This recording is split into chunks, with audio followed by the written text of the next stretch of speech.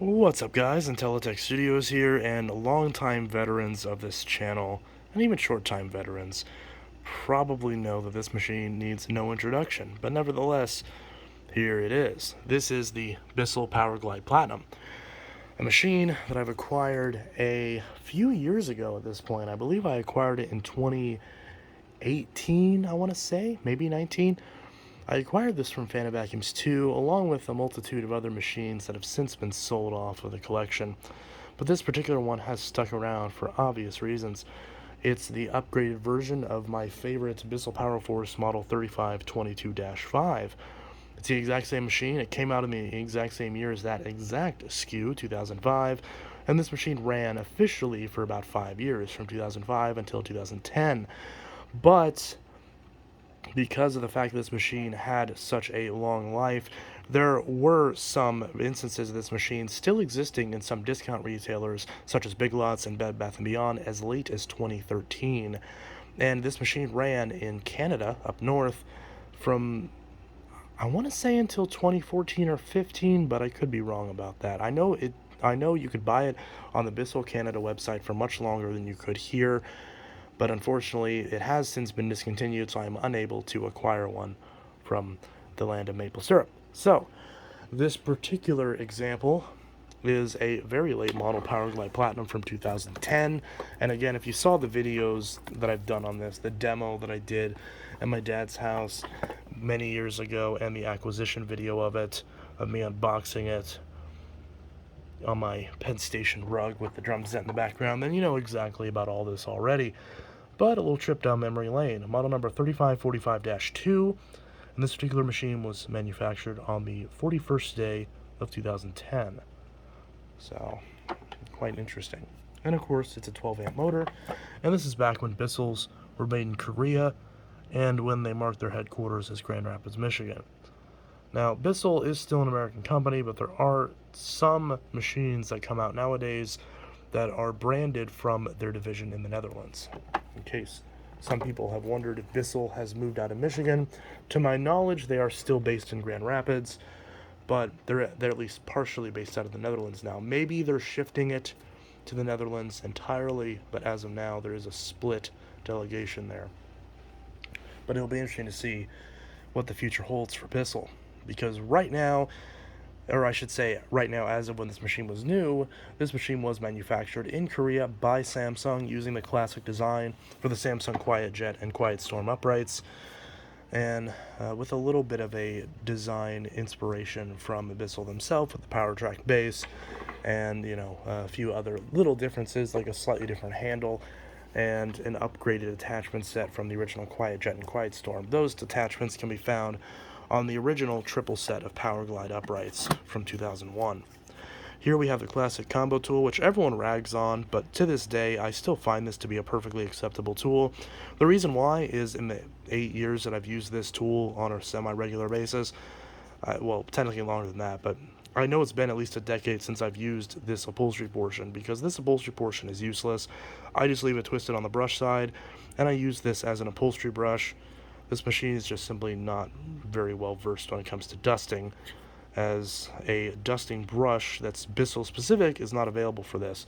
But you can use the Dyson soft dusting brush, and a lot of Dyson attachments will fit this from any of their modern Dyson uprights, going from the current Animal 3 all the way back to the DC-25. So you can find solutions for things like hard floor nozzles, extra extension wands, and of course softer dusting brushes. Another reason why I like these Bissells so much is because despite the fact they're very rudimentary machines, they're incredibly versatile, and they have a lot of accessories that you can find to fit them, despite the fact they don't have a standard 1.25" fitting. They have a special fitting. I forgot what the name of this fitting is, but it's the same fitting that Kenmore and Panasonic uses, as well as what modern Dyson uprights use, as well as the DC-15.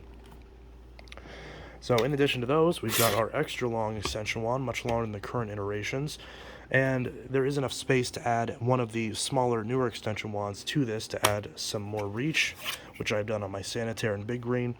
And here's the original crevice tool. It's the version with the bleed holes to give you a bit more airflow on the crevice side and that little notch. This is also the exact same crevice tool that came with the 3522-5.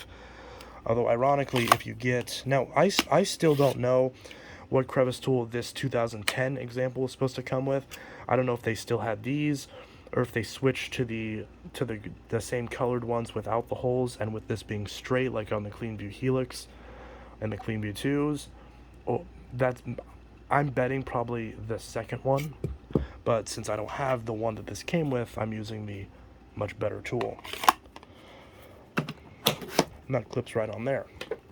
And of course, up front, you've got the turbo brush, which is always a pain to get out of this cradle, but when you do get it out, it works incredibly well. It's so much better than the new version. The new versions that come on the newer Bissells are very, very not good. This one works very well, and some people erroneously state that the machines aren't powerful enough to run a good turbo. That's not the case. Even on the newest Bissell uprights with the 8 amp motor, if you put this turbo brush on the end, it spins them up just fine. Same story with the Dyson tangle-free turbine and the various Dyson turbo tools. So this is an excellent turbo. The machine has plenty of power to drive it, and while it is a little loud, it's not as loud as a lot of newer offerings, because this is, while it does have a bit of play in it, it's not as bad as some newer turbo brushes from TTI. And of course, it slops in right at the front of the handle.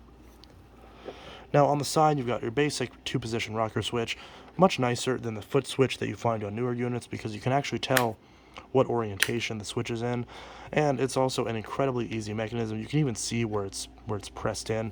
So if this switch were to fail, which I've only seen happen once on many of these machines that I've owned, it's incredibly easy to swap this out. And the entire machine can be disassembled to the motor incredibly quickly with just a basic number 2 Phillips head screwdriver. Another reason why I love these, because they're not incredibly complicated, they're super easy to fix, and probably the biggest complaint that I have about them is that the individual components themselves aren't very repairable. For example, disassembling the motor to either clean out the fan or change carbon brushes, or especially change bearings, something that is needed a lot with the older CleanViews.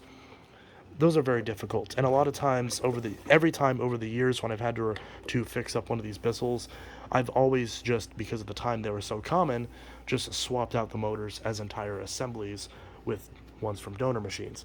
And you're gonna have to do the same thing with the brush roll, because even though some people have been successful at disassembling these brush rollers to service the bearings, I have not. Every time I've tried to, the brush roll has, well, been destroyed. So the brush rollers are not really designed to be user serviceable. If they seize up, which unfortunately is a big problem with Bissells to this day, if these brush rollers seize up and the bearings dry out and the brush roll melts, your only option is just to replace the entire brush roll, which to this day is the biggest downfall of Bissells in terms of longevity. But the good news is that the brush rollers are only $25-$30 depending on whatnot. Now granted, for a lot of consumers, if you have the basic Power Force, it's difficult to justify buying a new brush roll when the entire machine was only double the price, at least if you have the basic Helix. But who knows? Well, I guess if you have the basic Helix, it would be a third the price, because those brush rollers are only $22-$25, and Rocco's wanting to join in on the fun. Hi, Rocco. Oh, get over here. Hi, Rocco. I know. This vacuum's older than you are by a lot. You're brand new. You're still brand new. You're so tiny. I know.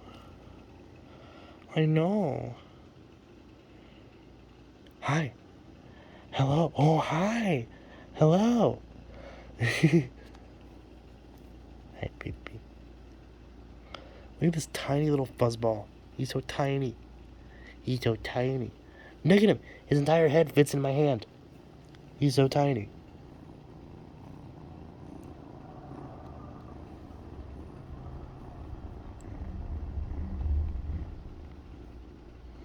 So orange. Ow, sir. It's my hand. Ow, sir. Why must you eat my hand? Boop. Boop. Boop, boop, boop, boop, boop, boop. Ow. Sir, ow, you're sharp. Ow. Oh, ow. Ooh, that actually hurt. Okay. No, no, no, no, no. Stop. That's enough. Stop it. Stop it. Stop it. Stop. Ah! Stop it. Stop it. Ow! Stop it. Stop it. Stop it. Stop it. Anyways, what was I getting at? So, that's the biggest Achilles heel to this machine, especially considering you can't get these yellow colored rollers anymore. So, that's another one of the reasons why I've been hesitant to use this machine, despite the fact that I really like it. Because if I have to replace this brush roll, a black brush roll, this is not going to look right. So, but on the bright side, we do have a nice wide cleaning path with the PowerTrack base, the clear window, dual edge cleaning, which the edge cleaning on this is pretty decent. It's not as good as the newer units, because the newer units don't have the soft rubber bumpers. They actually do better at edge cleaning because there isn't that extra layer kind of getting in the way of the airflow. But this still does okay. It certainly will get you by. Sir, what are you doing? We also have 7 positions of height adjustment switch. We also have a 7-position height adjustment dial, and of course a headlight that pops out with just 2 screws.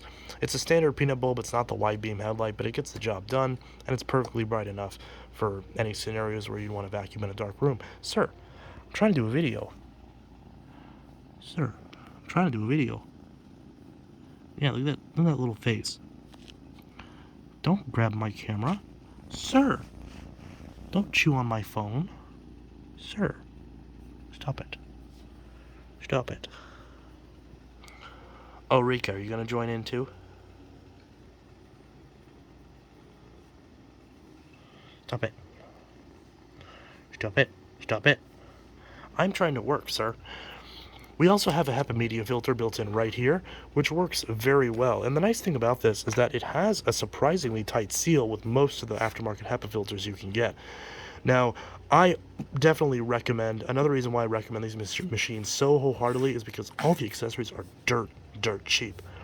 You can get a 4-pack of these filters for $10, you can get a 10-pack of belts for $10, and you can get a 20-pack of HEPA bags for $22. You really can't beat that pretty much anywhere. And the other nice thing about this machine, it matches my pants. But also, HEPA bags. Because HEPA bags, at the end of the day, make this machine so much more future-proof. Because all the concerns about filtration that plague the bagless models are nowhere to be found on here. Because, and this is going to be controversial to say, but this machine, with a HEPA bag and a nice sealed-up HEPA filter and a clean pre-motor filter, filters better than not only every single bagless machine, but also a vast majority of their bagged machines. Even ones that are sold on the marks of high filtration. For example, dare I say it, some SIBOs. The older SIBOs that have paper bags and no HEPA filtration at all, yes, those machines are sealed better than this machine, but at the end of the day, they don't filter better because they're not HEPA grade. And that's by design, because they have SKUs that are HEPA grade, but not all of them are. This, you can inexpensively get a complete HEPA system for, at the time when this is new, only $129. Granted, when these were new, HEPA bags, to my knowledge, were not available for these. HEPA filters were, though. So, with the Arm & Hammer bags, which were available at the time, I remember running those Arm & Hammer bags, and even though they were basic paper bags, those were the bags you get at Walmart at the time, and they filtered really, really well. In the time that I had my Power Force, for a decade, and daily drove that thing and filled the bag up many, many, many times over, or multiple bags, I should say, the inside was still spotless. Pre-motor filter never got dirty. So this machine is capable of filtering very, very well, even without a HEPA bag, but especially with a high-quality HEPA bag. So, while this machine cleans incredibly well, it also is capable of filtering very well as well. Another reason why I really like it.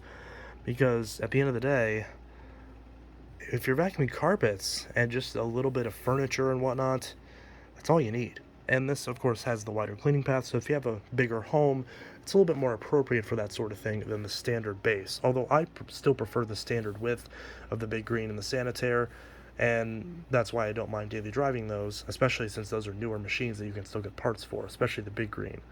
So now, of course, you can always retrofit some of those parts to this machine, but not all of them. So, with that said, why do so many people hate this machine? To tell you the truth, I think I know why. And it's because of a logo that's on this machine.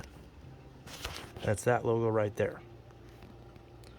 For some reason, and I get why, because there was a time when Bissell didn't have the best reputation in terms of quality, especially when it came to filtration. And sir, I'm trying to let go. And a lot of people, as a result, would just write off anything that Bissell made as junk, which is just not true, because this machine is one of the best machines that you could have gotten back in the day. It has a lot of the same features as a lot of competing machines like the wind tunnel at a much cheaper price, and the build quality is just as good for the most part. Again, the two biggest problems with this machine is bearings going out in the brush roller and the pedal release failing, which, yeah, thankfully you can still get these pedals though, as of now at least. So if the pedal does fail on this, you are able to change that. But thankfully the pedal has not failed on mine yet, but I've also been very careful with it. The plastic design is not very good on this, but on the newer Big Green and Sanitaires, it is reinforced with metal, so that way it's less likely to break in the first place. And if it actually, no, I take that back. These ones are just plastic, but they're at least a tougher plastic. So, what else is there to mention? You've got a very respectable 30-foot cord, which is nice, and that's pretty much it. I mean, there's some other thing, like people a lot of times will complain about these Bissells, about the high adjustment wheels breaking. In my 20 years of fixing these Bissells, almost 20 years at this point, I've never seen these high adjustment wheels break, ever. I've never seen it happen on one of my machines. I've never seen it happen to a machine that was brought to me. I don't know if I've ever even seen it happen on a trash find. I'm pretty sure it happened only once, because I think I remember one example where one of these sides was snapped. But even then, just drop in a replacement, and there you go. Now, I did have a problem with this machine for a while. There was a screw in this screw hole, which I don't know if, I think part of it's still in there. You can probably see that.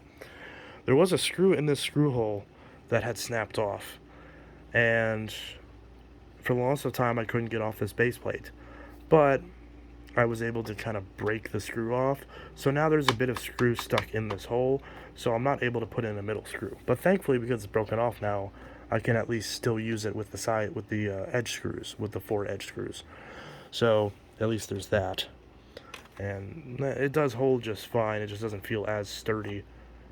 Also, this rubber flap, not the nicest thing in the world, but it gets the job done.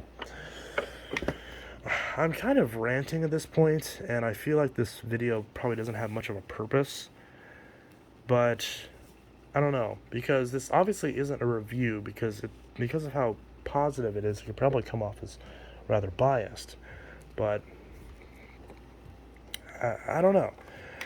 I guess the only thing left to do is to give this a run for the first time. See, I moved to this house in, I want to say, August of 2021.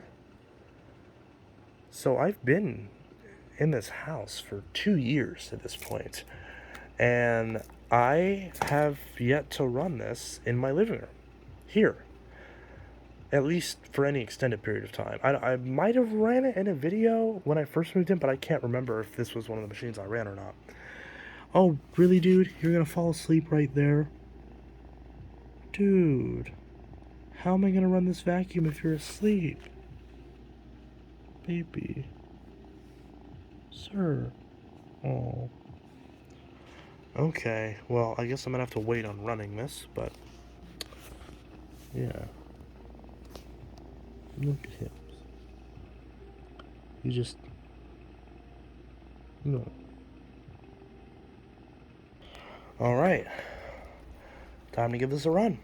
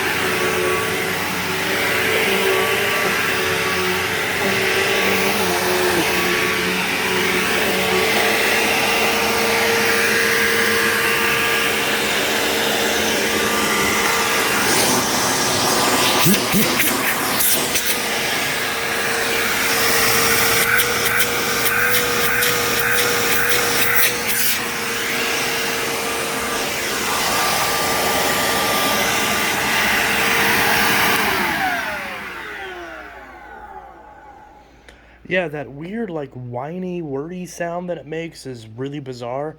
I don't know why it does that. Like, it has the normal Bissell sound, but then it also has that wah noise. And then, of course, you mainly hear it when it winds down, where it's like, "Meow," instead of like the normal sound. You can obviously hear it. You know what I'm talking about. But again, it doesn't sound a single tiny bit different than it did when I unboxed it 5 years ago. So I'm not worried about it. It obviously runs just fine, and it's not a daily driver anyways. Because I actually prefer the believe it or not, of all three Bissell motors, the middle one, the 10 amp one, is the one I like the most because it sounds the best to me. It doesn't have the high pitched shrill of the 8 amps, but it's also quieter in the 12 amps.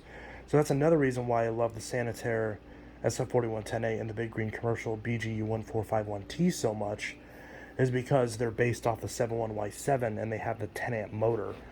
Another reason why those are still my favorite, and another reason why I wholeheartedly recommend those machines so much, even to this day. So, yeah, crazy, but this machine still runs beautifully. But at the same time, I don't really know what else to say that hasn't already been said, other than just, I don't know why people hate on these so much. Clearly, this machine is very polarizing. Nobody just likes it. Everyone that I've ever met when it comes to vacuum collectors either love this machine or hate it, and there is no in between. And I'm going to be honest, the people that love it, they're the ones that are correct. Because for the value that these things gave you back in 2005, 2010, you can't beat it. Like, and if you think that, oh, well, you should buy this machine that's $500, that what at the time, like $600, like, this is gonna be controversial, but this is better than this. Yeah, I know I just probably lost a lot of credibility with other vacuum collectors, but it's true. This is better than this. Now, what's my reasoning for that? Well, this machine is built better. Yes, believe it or not, this is built better than this. If you saw my video on this that I just did, so much of the plastic on this is not machined properly, and these machines are starting to get very brittle for no reason. And yeah, it's made in the USA. That's great. That's obviously a big selling point of it. But this was made in Korea. It's not exactly like it was a Chinese made product. It was still made in a first world country, at least.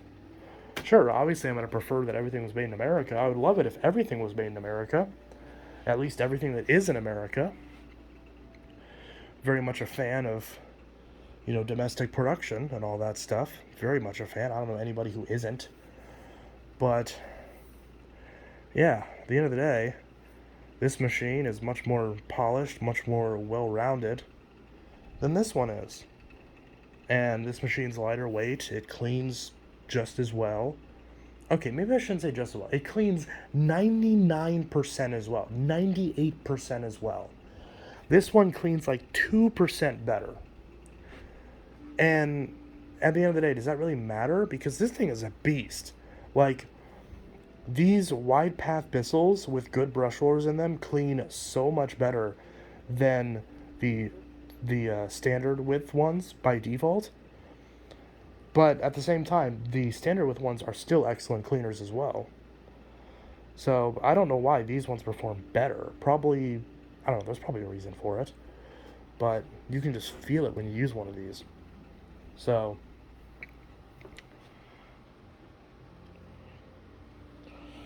yeah, that's pretty much just my rant and just me gushing about this machine after having it for 5 years and never touching it, and trying to compensate for never having done any videos on it at the new house. So hopefully you guys forgive me.